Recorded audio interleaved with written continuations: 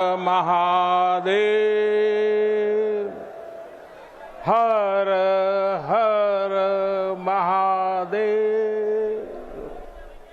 नमः पार्वती पते। माता अन्नपूर्णा की, गंगा मैया की। इस ऐतिहासिक आयोजन में उपस्थित उत्तर प्रदेश की राज्यपाल श्रीमती आनंदीबेन पटेल, उत्तर प्रदेश के मुख्यमंत्री कर्मयोगी श्री योगी आदित्यनाथ जी, भारतीय जनता पार्टी के राष्ट्रीय अध्यक्ष, हम सबके मार्गदर्शक श्रीमान जेपी नड्डा जी, उप मुख्यमंत्री भाई केशव प्रसाद मौर्य जी, दिनेश शर्मा जी, केंद्र में मंत्रिपरिषद के मेरे साथी महेंद्र नाथ पांडे जी, उत्तर प्रदेश भारतीय जनता पार्टी के अध्यक्ष स्वतंत्र देव सिंह जी, यहां के मंत्री श्रीमान नीलकंठ तिवारी जी, देश के हर कोने से आए हुए पूज्य संतगण और मेरे प्यारे काशीवासी,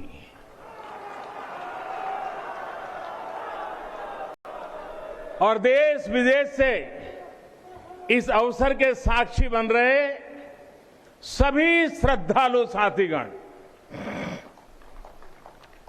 काशी के सभी बंधुओं के साथ बाबा विश्वनाथ के चरणों में हम शीश नवावत है। माता अन्नपूर्णा के चरणन का बार बार वंदन करत है। अभी मैं बाबा के साथ साथ नगर कोतवाल काल भैरव जी के दर्शन करके ही आ रहा हूं। देशवासियों के लिए उनका आशीर्वाद लेकर आ रहा हूं।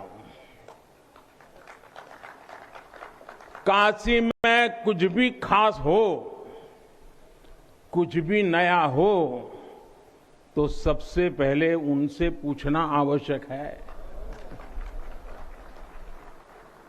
मैं काशी के कोतवाल के चरणों में भी प्रणाम करता हूं। गंगा तरंग रमणीय जटा कलापम, गौरी निरंतर विभूषित वाम भागम, नारायण प्रिय मनंग मदापहारम, वाराणसी पुरपतिम भज विश्वनाथम।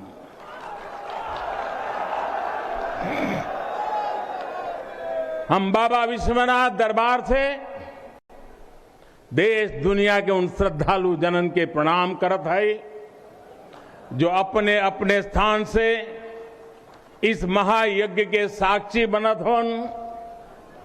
हम आप सब काशीवासी लोगन के प्रणाम करत है, जिनके सहयोग से इस शुभ घड़ी आयल है। हृदय गदगद है, मन आह्लादित है। आप सब लोगन के बहुत बहुत बधाई है।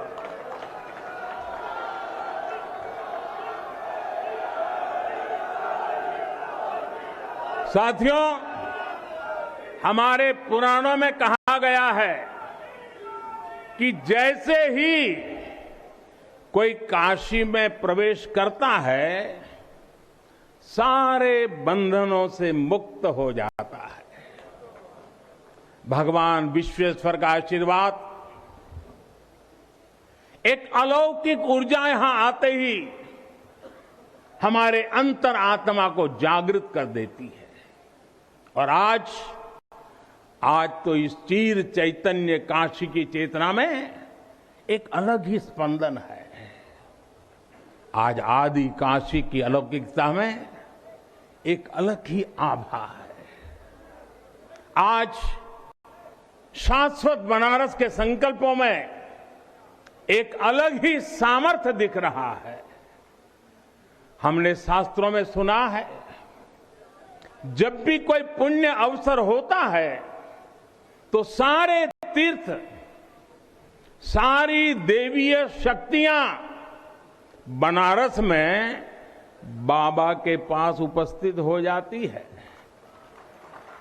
कुछ वैसा ही अनुभव आज मुझे बाबा के दरबार में आकर हो रहा है। ऐसा लग रहा है कि हमारा पूरा चेतन ब्रह्मांड इससे जुड़ा हुआ है। वैसे तो अपनी माया का विस्तार बाबा ही जाने, लेकिन जहां तक हमारी मानवीय दृष्टि जाती है, विश्वनाथ धाम के इस पवित्र आयोजन के इसे समय पर इस समय पूरा विश्व जुड़ा हुआ है। साथियों, आज भगवान शिव का प्रिय दिन सोमवार है। आज विक्रम संवत 2078 मार्गशीर्ष शुक्ल पक्ष 10वीं तिथि एक नया इतिहास रच रही है।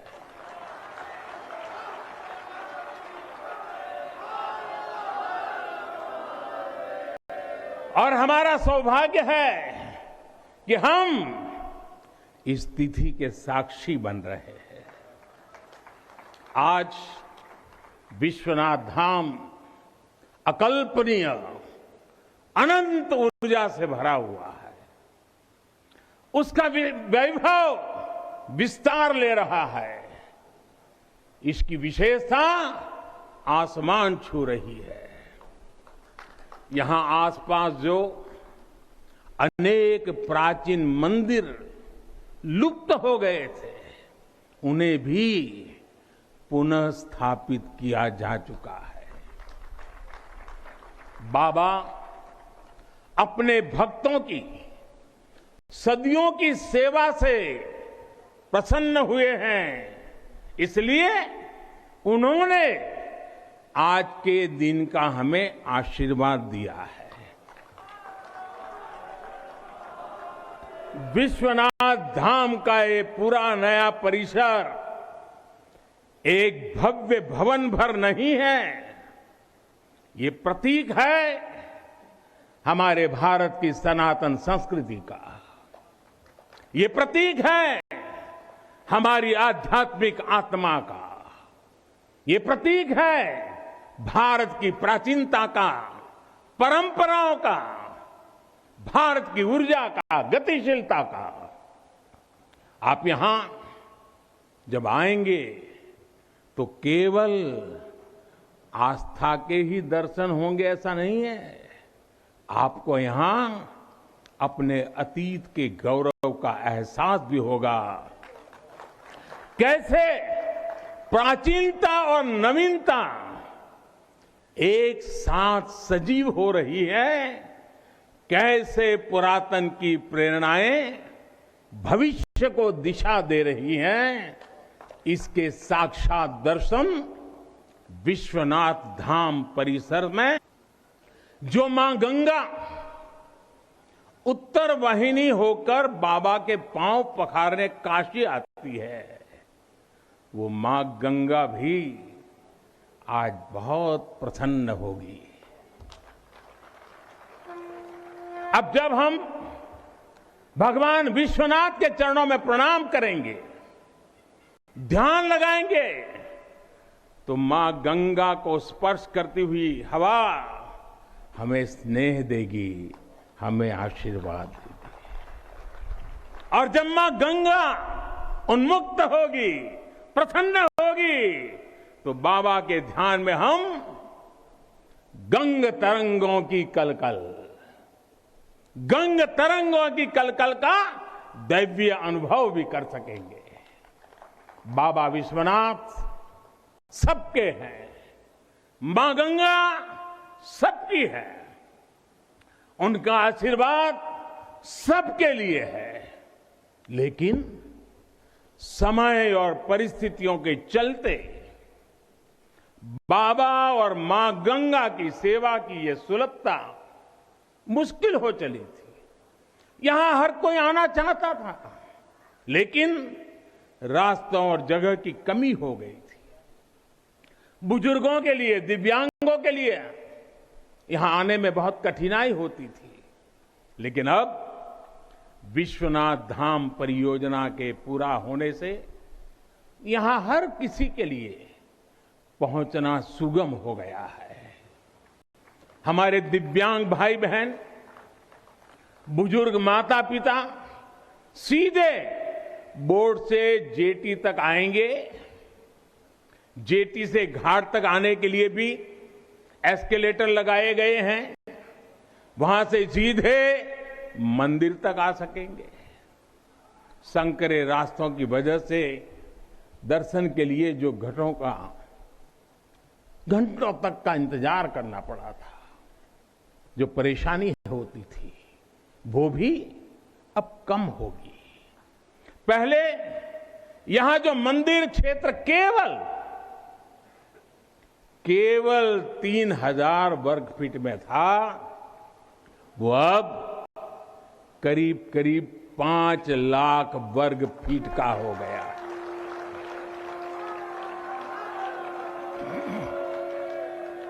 अब मंदिर और मंदिर परिसर में 50, 60, 70 हजार श्रद्धालु आ सकते हैं। यानी पहले मां गंगा का दर्शन स्नान और वहां से सीधे विश्वनाथ धाम, यही तो है। हर हर महादेव। साथियों, जब मैं बनारस आया था तो एक विश्वास लेकर आया था। विश्वास अपने से ज्यादा बनारस के लोगों पर था, आप पर था। आज हिसाब किताब का समय नहीं है, लेकिन मुझे याद है तब कुछ ऐसे लोग भी थे जो बनारस के लोगों पर संदेह करते थे। कैसे होगा ही नहीं, यहां तो ऐसे ही चलता है। ये मोदी जी जैसे बहुत आके गए। मुझे आश्चर्य होता था कि बनारस के लिए ऐसी ही धारणाएं बना ली गई थी, ऐसे तर्क दिए जाने लगे थे। ये जड़ता बनारस की नहीं थी, हो भी नहीं सकती थी। थोड़ी बहुत राजनीति थी, थोड़ा बहुत कुछ लोगों का निजी स्वार्थ, इसलिए बनारस पर आरोप लगाए जा रहे थे। लेकिन काशी तो काशी है, काशी तो अविनाशी है। काशी में एक ही सरकार है।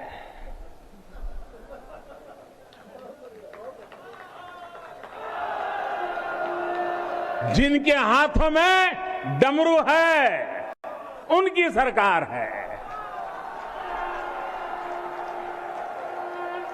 जहां गंगा अपनी धारा बदलकर बहती हो, उस काशी को भला कौन रोक सकता है। काशी खंड में भगवान शंकर ने खुद कहा है, बिना मम प्रसादम वै कह काशी प्रति प्रद्युत्ते। अर्थात बिना मेरी प्रसन्नता के काशी में कौन आ सकता है, कौन इसका सेवन कर सकता है। काशी में महादेव की इच्छा के बिना न कोई आता है और न यहां उनकी इच्छा के बिना कुछ होता है। यहां जो कुछ होता है महादेव की इच्छा से होता है। ये जो कुछ भी हुआ है महादेव ने ही किया है।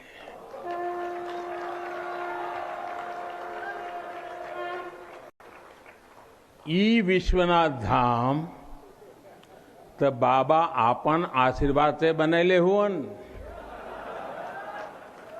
उनकर इच्छा के बिना का कोई पत्ता हिल सकेला। कोई कितना बड़ा हवे तो अपने घरे का होइए, ऊ बोलिए तबे कोई आ सकेला, कुछ कर सकेला। साथियों, बाबा के साथ अगर किसी और का योगदान है तो वो बाबा के गणों का है। बाबा के गण यानी हमारे सारे काशीवासी जो खुद महादेव के ही रूप है। जब भी बाबा को अपनी शक्ति अनुभव करानी होती है वो काशी वासियों का माध्यम ही बना देते हैं। फिर काशी करती है और दुनिया देखती है। इदम शिवाय इदम नमः, इदम शिवाय इदम नमः। भाई और बहनों, मैं आज अपने हर उस श्रमिक भाई बहनों का भी आभार व्यक्त करना चाहता हूं जिसका पसीना इस भव्य परिसर के निर्माण में बहा है। कोरोना के इस विपरीत काल में भी उन्होंने यहां पर काम रुकने नहीं दिया।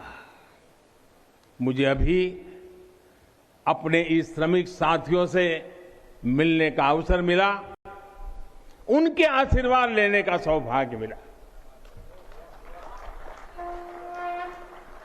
हमारे कारीगर, हमारे सिविल इंजीनियरिंग से जुड़े लोग, प्रशासन के लोग, वो परिवार जिनके यहां घर हुआ करते थे, मैं सभी का अभिनंदन करता हूं। और इन सबके साथ मैं यूपी सरकार, हमारे कर्मयोगी मुख्यमंत्री योगी आदित्यनाथ जी का भी और उनकी पूरी टीम का भी अभिनंदन करता हूं जिन्होंने काशी विश्वनाथ धाम परियोजना को पूरा करने के लिए दिन रात एक कर दिया। साथियों, हमारी इस वाराणसी ने युगों को जिया है, इतिहास को बनते बिगड़ते देखा है। कितने ही कालखंड आए गए, कितनी ही सल्तनतें उठी और मिट्टी में मिल गई, फिर भी बनारस बना हुआ है। बनारस अपना रस बिखेर रहा है। बाबा का ये धाम शाश्वत ही नहीं रहा है, इसके सौंदर्य ने भी हमेशा संसार को आश्चर्यचकित और आकर्षित किया है। हमारे पुराणों में प्राकृतिक आभा से घिरी काशी के ऐसे ही दिव्य स्वरूप का वर्णन किया गया है। अगर हम ग्रंथों को देखेंगे, शास्त्रों को देखेंगे, इतिहासकारों ने भी वृक्षों, सरोवरों, तालाबों से घिरी काशी के अद्भुत स्वरूप का बखान किया है। लेकिन समय कभी एक जैसा नहीं रहता। आतताइयों ने इस नगरी पर आक्रमण किए, इसे ध्वस्त करने के प्रयास किए। औरंगजेब के अत्याचार, उसके आतंक का इतिहास साक्षी है। जिसने सभ्यता को तलवार के बल पर बदलने की कोशिश की, जिसने संस्कृति को कट्टरता से कुचलने की कोशिश की, लेकिन इस देश की मिट्टी बाकी दुनिया से कुछ अलग है। यहां अगर औरंगजेब आता है तो शिवाजी भी उठ खड़े होते हैं। अगर कोई सालार मसूद इधर बढ़ता है तो राजा सुहेलदेव जैसे वीर योद्धा उसे हमारी एकता की ताकत का एहसास करा देते हैं। और अंग्रेजों के दौर में भी वॉरेन हेस्टिंग का क्या हाल काशी के लोगों ने किया था। ये तो काशी के लोग समय समय पर बोलते रहते हैं और काशी की जुबान पर निकलता है, घोड़े पर हौदा और हाथी पर जिन जान लेकर भागल वॉरेन हेस्टिंग। साथियों, आज समय का चक्र देखिए, आतंक के वो पर्याय इतिहास के काले पन्नों तक सिमट कर रह गए हैं और मेरी काशी आगे बढ़ रही है, अपने गौरव को फिर से नई भव्यता दे रही है। साथियों, काशी के बारे में मैं जितना बोलता हूं उतना डूबता जाता हूं, उतना ही भावुक हो जाता हूं। काशी शब्दों का विषय नहीं है, काशी संवेदनाओं की सृष्टि है। काशी वो है जहां जागृति ही जीवन है। काशी वो है जहां मृत्यु भी मंगल है। काशी वो है जहां सत्य ही संस्कार है। काशी वो है जहां प्रेम ही परंपरा है। भाइयों बहनों, हमारे शास्त्रों ने नहीं है, आखिर में क्या कहा? नेति नेति ही कहा है। यानी जो कहा उतना ही नहीं है, उससे भी आगे कितना कुछ है। हमारे शास्त्रों ने कहा है, शिवम ज्ञायन इति ब्रूयो, शिवः शब्दार्थ चिंतका, अर्थात शिव शब्द का चिंतन करने वाले लोग शिव को ही ज्ञान कहते हैं। इसलिए ये काशी शिवमयी है, ये काशी ज्ञानमयी है। और इसलिए ज्ञान, शोध, अनुसंधान ये काशी और भारत के लिए स्वाभाविक निष्ठा रहे हैं। भगवान शिव ने स्वयं कहा है, सर्व क्षेत्रेषु भूपृष्ठे, सर्व क्षेत्रेषु भूपृष्ठे काशी क्षेत्रम च मे वपु, अर्थात धरती के सभी क्षेत्रों में काशी साक्षात मेरा ही शरीर है। इसलिए यहां का पत्थर, यहां का हर पत्थर शंकर है। इसलिए हम अपनी काशी को सजीव मानते हैं और इसी भाव से हमें अपने देश के कण कण में मातृभाव का बोध होता है। हमारे शास्त्रों का वाक्य है, दृश्यते स्वर्ग सर्वे है, काश्यम विश्वेश्वर तथा, यानी काशी में सर्वत्र हर जीव में भगवान विश्वेश्वर के ही दर्शन होते हैं। इसलिए काशी जीवत्व को सीधे शिवत्व से जोड़ती है। हमारे ऋषियों ने भी कहा है, विश्वेश्वरम शरणम समय बुद्धि प्रदास्यति, अर्थात भगवान विश्वेश्वर की शरण में आने पर समबुद्धि व्याप्त हो जाती है। बनारस वो नगर है जहां से जगत गुरु शंकराचार्य को श्री डोम राजा की पवित्रता से प्रेरणा मिली। उन्होंने देश को एकता के सूत्र में बांधने का संकल्प लिया।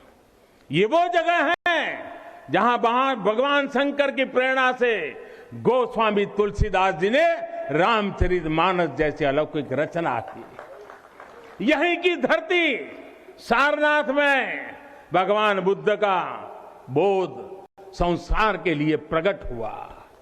समाज सुधार के लिए कबीरदास जैसे मनीषी यहां प्रकट हुए। समाज को जोड़ने की जरूरत थी तो संत रविदास जी की भक्ति की शक्ति का केंद्र भी ये काशी बनी। ये काशी अहिंसा और तप की प्रतिमूर्ति 4 जैन तीर्थंकरों की धरती है।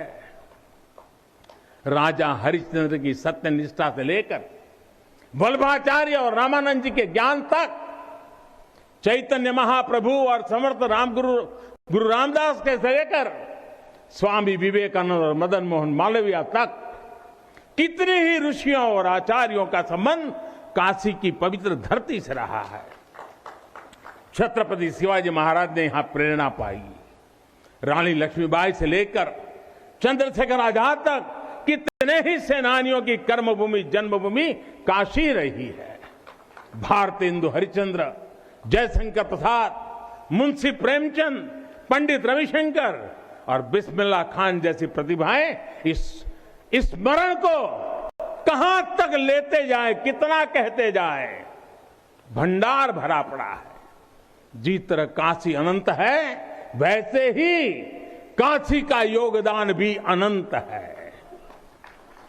काशी के विकास में इन अनंत पुण्य आत्माओं की ऊर्जा शामिल है।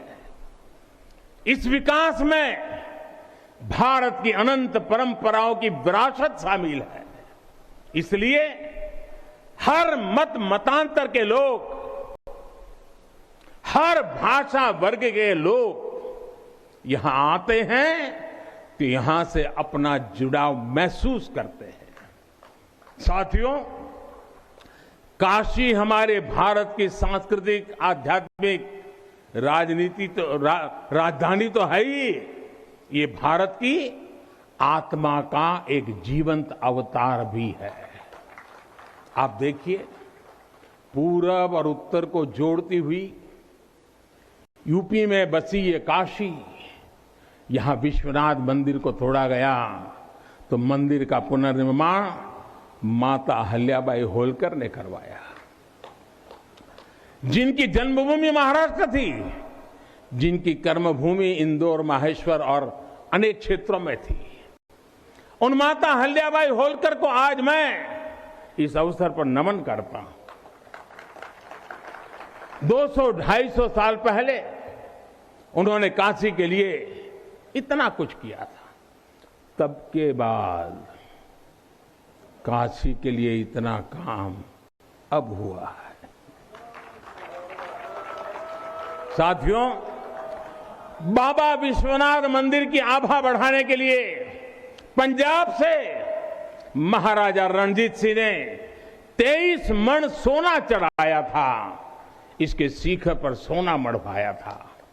पंजाब से पूज्य गुरु नानक देव जी भी काशी आए थे, यहां सत्संग किया था।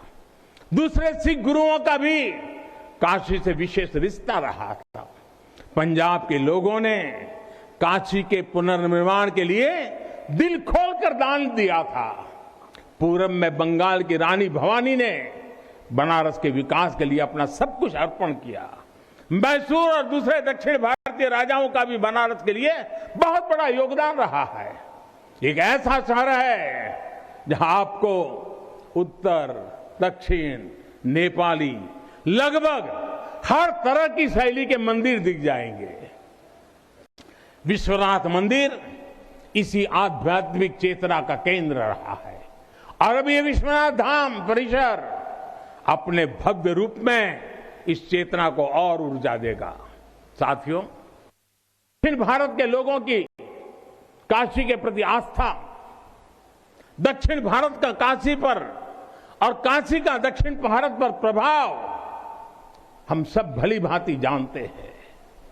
एक ग्रंथ में लिखा है, तेनो पयाथेन कदाचनात् वाराणसीम पाप निवारणम आवादी वाणी बलिना सविष्यन विलोक्य लीला वासरे विलिप्ता। कन्नड़ भाषा में कहा गया है, यानी जब सदगुरु माधवाचार्य जी अपने शिष्यों के साथ चल रहे थे तो उन्होंने कहा था कि काशी के विश्वनाथ पाप का निवारण करते हैं। उन्होंने अपने शिष्यों को काशी के वैभव और उसकी महिमा के बारे में भी समझाया। साथियों, सदियों पहले की ये भावना निरंतर चली आ रही है। मां कवि सुब्रमण्यम भारती काशी प्रवास ने जिनके जीवन की दिशा बदल दी, उन्होंने एक जगह लिखा है, तमिल में लिखा है, काशी नगर पुलवर पेशुम उरई दान कांजी इल के पदर कौर खरुवी सेवोम। यानी काशी नगरी के संत कवि का भाषण कांचीपुर में सुनने का साधन बनाएंगे। काशी से निकला हर संदेश ही इतना व्यापक है कि देश की दिशा बदल देता है। वैसे मैं एक बात और कहूंगा, मेरा पुराना अनुभव है। हमारे घाट पर रहने वाले, नाव चलाने वाले कई बनारसी साथी तो, और आपने भी कभी अनुभव किया होगा, तमिल, कन्नड़ा, तेलुगु, मलयालम इतनी फर्राटेदार तरीके से बोलते हैं कि लगता है कि कहीं केरला, तमिलनाडु या कर्नाटक तो नहीं आ गए। अब इतना बढ़िया बोलते हैं। साथियों, भारत की हजारों सालों की ऊर्जा ऐसे ही तो सुरक्षित रही है, संरक्षित रही है। जब अलग अलग स्थानों के क्षेत्रों के सूत्र से जुड़ते हैं तो भारत एक भारत श्रेष्ठ भारत के रूप में जागृत होता है। इसलिए हमें सौराष्ट्र सोमनाथम से लेकर अयोध्या, मथुरा, माया, काशी, कांची, अवंतिका का हर दिन स्मरण करना सिखाया जाता है। हमारे यहां तो 12 ज्योतिर्लिंगों के स्मरण का ही फल बताया गया है। तस्य तस्य फल प्राप्ति ही भविष्यति न संशय। यानी सोमनाथ से लेकर विश्वनाथ तक 12 ज्योतिर्लिंगों का स्मरण करने से हर संकल्प सिद्ध हो जाता है, इसमें कोई संशय ही नहीं है। ये संशय इसलिए नहीं है क्योंकि स्मरण के बहाने पूरे भारत का भाव एकजुट हो जाता है, और जब भारत का भाव आ जाए तो संशय कहां रह जाता है, असंभव क्या बचता है। साथियों, ये भी सिर्फ संयोग नहीं है कि जब भी काशी ने करवट ली है, कुछ नया किया है, देश का भाग्य भी बदला है। बीते 7 वर्षों से काशी में चल रहा विकास का महायज्ञ आज एक नई ऊर्जा को प्राप्त कर रहा है। काशी विश्वनाथ धाम का लोकार्पण भारत को एक निर्णायक दिशा देगा, एक उज्जवल भविष्य की तरफ ले जाएगा। ये परिसर साक्षी है हमारे सामर्थ्य का, हमारे कर्तव्य का।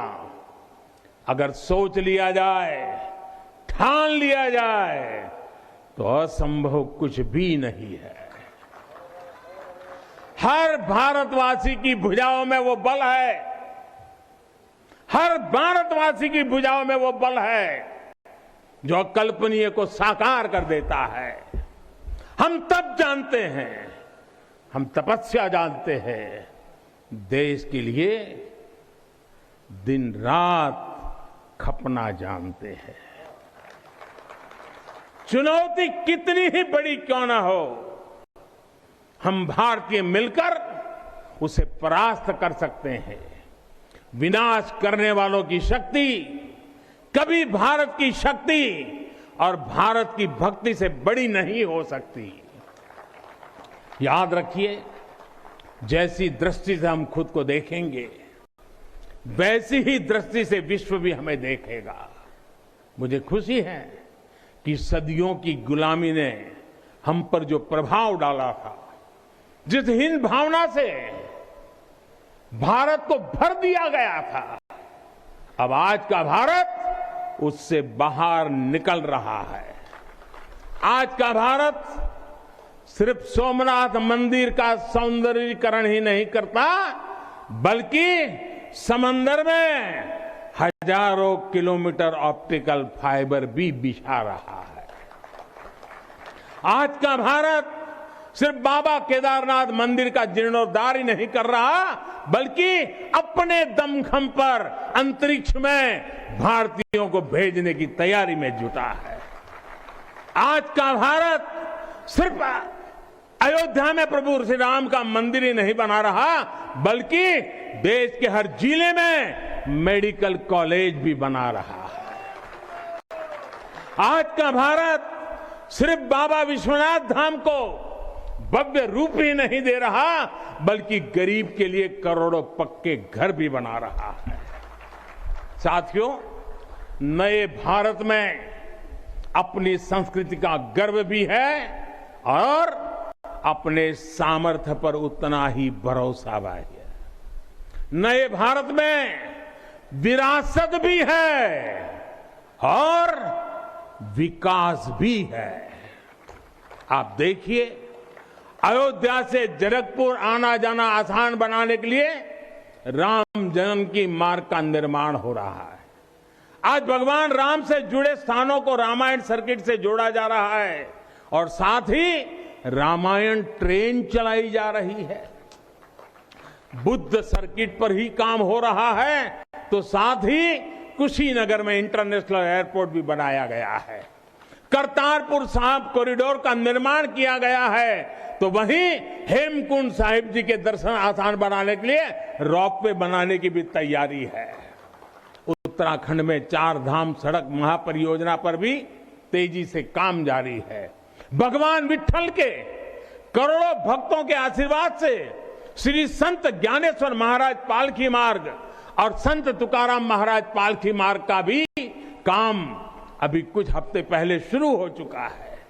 साथियों, केरला में गुरुवायूर मंदिर हो या तमिलनाडु में कांचीपुरम वेलंकानी, तेलंगाना का जोगलांबा देवी मंदिर हो या फिर बंगाल का बेलूर मठ, गुजरात में द्वारका जी हो या फिर अरुणाचल प्रदेश का परशुराम कुंड, देश के अलग अलग राज्यों में हमारी आस्था और संस्कृति से जुड़े ऐसे अनेकों पवित्र स्थानों पर पूरे भक्ति भाव से काम किया गया है, काम चल रहा है। भाइयों और बहनों, आज का भारत अपनी खोई हुई विरासत को फिर से संजो रहा है। यहां काशी में तो माता अन्नपूर्णा खुद विराजती है। मुझे खुशी है कि काशी से चुराई गई मां अन्नपूर्णा की प्रतिमा 1 शताब्दी के इंतजार के बाद, 100 साल के बाद अब फिर से काशी में स्थापित की जा चुकी है। माता अन्नपूर्णा की कृपा से कोरोना के कठिन समय में देश ने अपने अन्न भंडार खोल दिए। कोई गरीब भूखा न सोए, इसका ध्यान रखा। मुफ्त राशन का इंतजाम किया।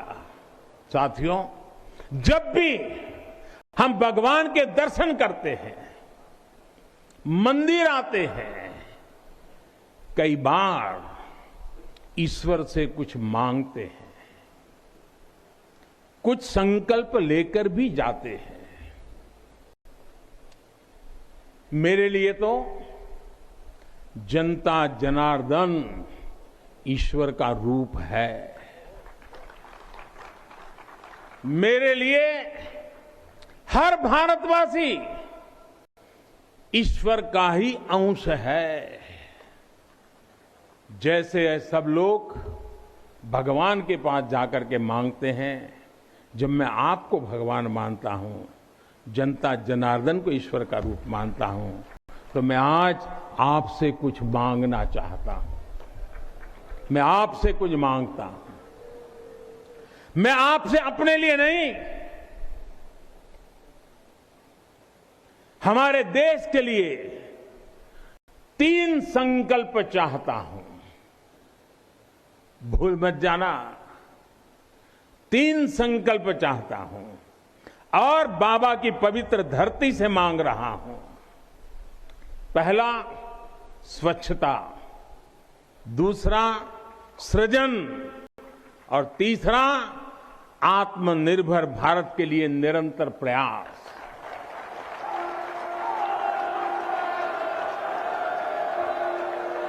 स्वच्छता जीवन शैली होती है, स्वच्छता अनुशासन होती है। ये अपने साथ कर्तव्यों की एक बहुत बड़ी श्रृंखला लेकर आती है।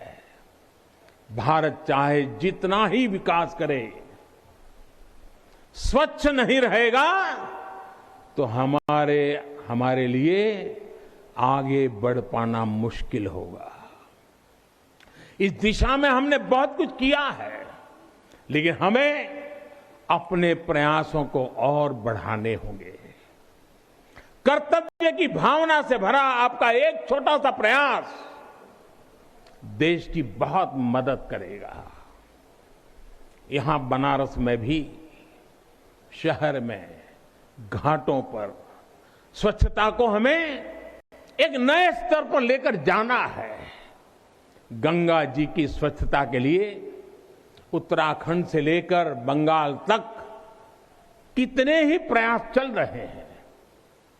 नमामि गंगे अभियान की सफलता बनी रहे, इसके लिए हमें सजग होकर काम करते रहना होगा।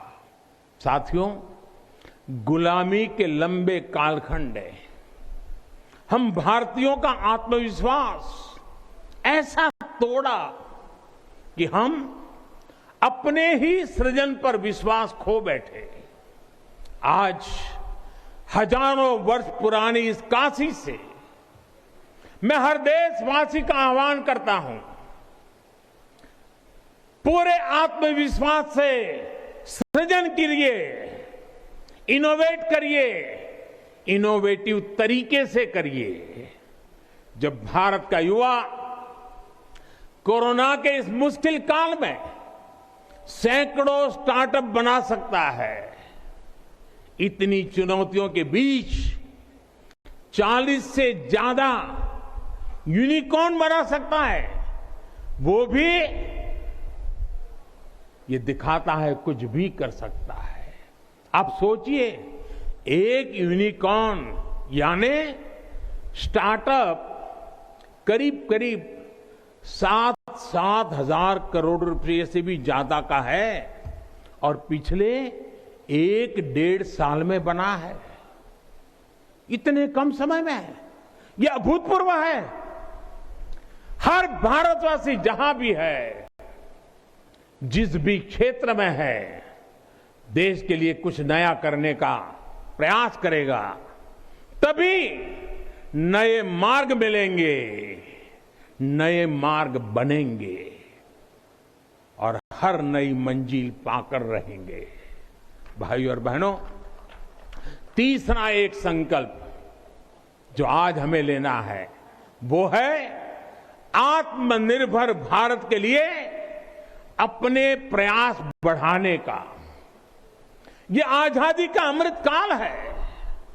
हम आजादी के 75वें साल में है, जब भारत 100 साल की आजादी का समारोह बनाएगा, तब का भारत कैसा होगा, इसके लिए हमें अभी से काम करना होगा। और इसके लिए जरूरी है हमारा आत्मनिर्भर होना।